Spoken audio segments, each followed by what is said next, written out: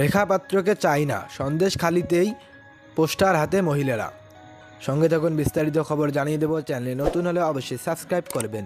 রবিবার বাংলার দ্বিতীয় প্রার্থী তালিকা প্রকাশ করেছে বিজেপি। সবথেকে বড় চমক রেখেছে বসিরহাট কেন্দ্রে। সন্দেশখালির প্রতিবাদী রেখা পাত্রকে প্রার্থী করেছে দল। আর রেখা প্রার্থী হতেই সন্দেশখালিতে পোস্টার প্রতিবাদ। সন্দেশখালির বাজার জুড়ে পোস্টার, তাতে কোথাও লেখা রেখা পাত্রকে প্রার্থী চাই না, কোথাও লেখা বিজেপির প্রার্থী হিসেবে রেখা পাত্রকে চাইছি না, চাইব না।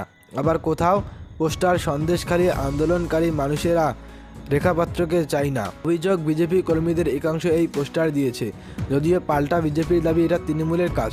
সন্দেশখালীতে রেখা পাত্রর অভিযোগের ভিত্তিতে গ্রেপ্তার হন শিবু হাজরা, উত্তম সর্দাররা। তাকেই এবার বিজেপি বসিরহাট কেন্দ্রে মুখ করেছে।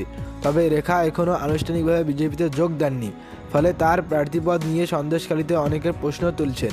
বসিরহাটে আবার তৃণমূলের প্রার্থী হাজী নুরুল ইসলাম, একসময় যিনি এই কেন্দ্রের সাংসদ ছিলেন, এখন হারোয়ার বিধায়ক তিনি। রেখার বিরুদ্ধে পোস্টার নিয়ে বিজেপির স্থানীয় মণ্ডল সভাপতি গঙ্গাধর কয়াল বলেন, দল প্রার্থী ঠিক করেছে। অন্যদিকে স্থানীয় বিজেপির একাংশের বক্তব্য, এরা বিক্ষুব্ধ তৃণমূলের লোক, এই জন্য বিরোধিতা করছেন। নরেন্দ্র মোদী যেভাবে প্রার্থী চয়ন করেছেন, সকলের ধন্যবাদ জানানো উচিত।